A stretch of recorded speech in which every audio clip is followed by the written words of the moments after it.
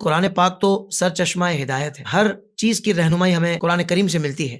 حضور یہ ارشاد فرمائیے کہ برائیوں سے رکنے کا کیا اسلوب بتایا گیا ہے، بے حیائیوں سے بچنے کا کیا طریقہ بتایا گیا ہے، تاکہ ہمارے ناظرین کو اس معاملے میں بھی بہترین رہنمائی مل سکے۔ دنیا میں ہر کوئی کہتا تو ہے کہ برائی سے روکنے کا ایک نظام ہو، اور ساری جتنی بھی کنٹریز ہیں ان کے ہاں جو لا ہیں، قوانین ہیں، وہ سب برائیوں سے روکنے کے لیے ہی اور انسان کو ایک صحیح راستے پر اور ایک صحیح منہج پر گزارنے کے لیے ہی بنائے گئے ہیں۔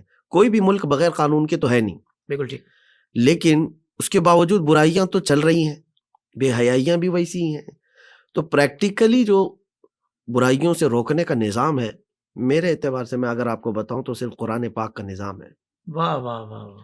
قرآن پاک کا جو نظام ہے، اسلوب ہے بے حیائیوں سے اور برائیوں سے روکنے کا، وہ ایسے نہیں ہے کہ برائی کو دیکھا تو اب اس کو دبا دیا ہے، بلکہ برائی جہاں سے شروع ہو رہی ہے وہاں جا کر کے روک دو، یہ جڑ سے ختم کرو، جڑ سے ختم کرو۔ کیا بات۔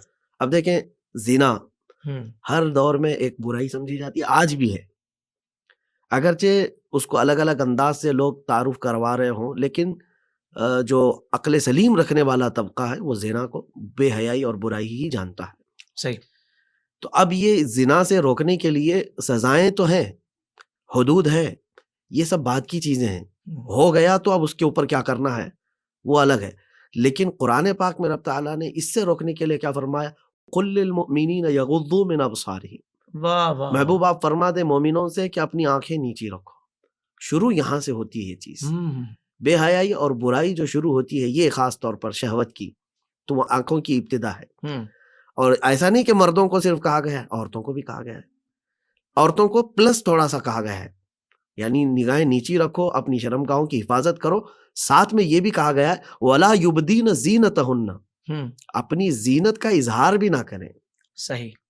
اب بہت سارے آج کے دور میں یہ کہتے ہیں نا، جب ہم عورتوں کے لباس کے بارے میں بات کریں تو وہ ہمیں پرانا دقیانوسی کہتے ہیں، فنڈامنٹلسٹ کہتے ہیں، یا پھر الگ الگ طریقے سے ہم لوگوں کو ایک بلیم کر کے لوگوں کے درمیان ایسی چھوی پیش کرنا چاہتے ہیں جیسے کہ ہم ترقی یافتہ لوگ نہیں ہیں یا ترقی کو نہیں چاہتے ہیں۔ عورتوں کے لباس پر جب بھی کہا جائے تو یہ کہتے ہیں کہ تم اپنے آپ کی حفاظت کیوں نہیں کرتے، عورتوں کو پہننے دو۔ یہ تو ایک ایسا بھونڈا سوال ہے۔ یعنی دیکھیں، فطرت ہے انسان کی، اس کے اندر شہوت ہے۔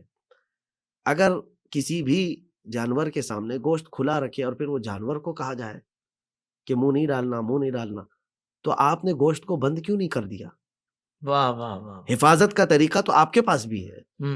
تو اب یہاں پر عورت کو اور مرد کو دونوں کو حکم ہوا ہے کہ نگاہیں نیچی رکھو، یہاں سے شروعات ہوتی ہے۔ ابھی دیکھیں اسلام میں جڑ پر انگلی رکھی گئی ہے۔ کمال۔ زندگی کے تمام شعبوں میں دینی رہنمائی حاصل کرنے اور آخرت کو بہتر کرنے کے لیے ہمارے YouTube channel Islamic digital studio کو سبسکرائب کر لیں اور بیل آئیکن بھی پریس کر لیں۔